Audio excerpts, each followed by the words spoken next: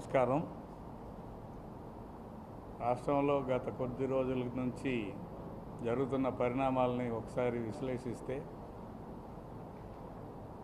జగన్మోహన్ రెడ్డి గారు వైసీపీ కార్యకర్తలు నాయకులు చేస్తున్న పనులన్నింటినీ ఒక్కొక్కటిగా విశ్లేషణ చేసుకుంటే మొట్టమొదట జగన్మోహన్ రెడ్డి గారితో ప్రారంభిద్దాం.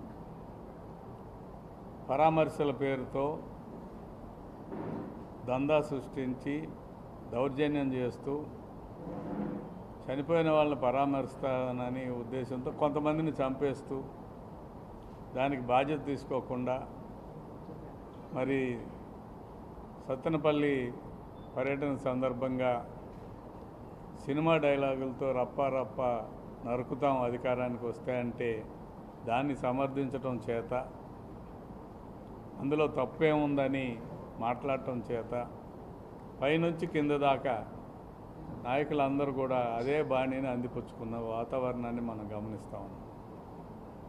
ఒక్క స్థాయి నుంచి మించి ఒకరికి మించి మరొకరు మాట్లాడుకుంటూ పరామర్శలకి అర్థాన్నే మార్చేసి కేవలం జనాన్ని రకరకాల వ్యక్తుల్ని పోగు చేసి ప్రజల్లో భయాందోళనని నెలకొల్పటము, తమ పార్టీ ఉనికి కోల్పోతున్న సందర్భంలో ఆ ఉనికి ఉంది అనే ఆలోచనని ప్రజల్లో మళ్ళీ తిరిగి ఆలోచింపజేసేలాగా ఒక స్ట్రాటజీతో వెళ్తున్నారు.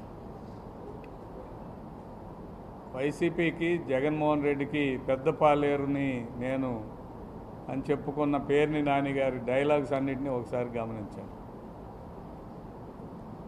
రాష్ట్రంలో ఎక్కడ ఏం జరిగినా చీకట్లో ఎందుకు, పట్టపగలే ఈ రప్ప అనేది నరికే కార్యక్రమం మేము చేపడతామని నిస్సిగ్గుగా ప్రజల్లో ఒక భయాందోళన రేకెత్తేలాగా మాట్లాడటాన్ని మనం తీవ్రంగా ఖండిస్తున్నాం. రాష్ట్ర రాజకీయాలని నేరమయం చేయాలని, రాష్ట్రంలో రౌడీయిజాన్ని చలాయించాలని చూస్తుంటే ఊరుకోదు తెలుగుదేశం, జనసేన, బీజేపీ కూటమి ప్రభుత్వం అని చెప్పి తెలియజేస్తూ ఉన్నాం. ఎప్పుడో ఒకరోజు తనకు నచ్చిన రోజున తనకు నచ్చినట్టుగా కార్యకర్తలని రౌడీయిజాన్ని జిల్లాల నుంచి పోగు చేసుకుని వచ్చి తన బలమని, కార్యకర్తలు ఎక్కడికి వెళ్తే అక్కడ వేలాది మంది వస్తున్నారని చూపించుకునే తాపత్రయంలో జగన్మోహన్ రెడ్డి గారు అనంతపురంలో హెలిప్యాడ్ దగ్గర జరిపిన సంఘటన కానీ, సత్తెనపల్లిలో పరామర్శ పేరు మీద 2 ప్రాణాలు తీసిన విషయం కానీ, అదేవిధంగా బంగారు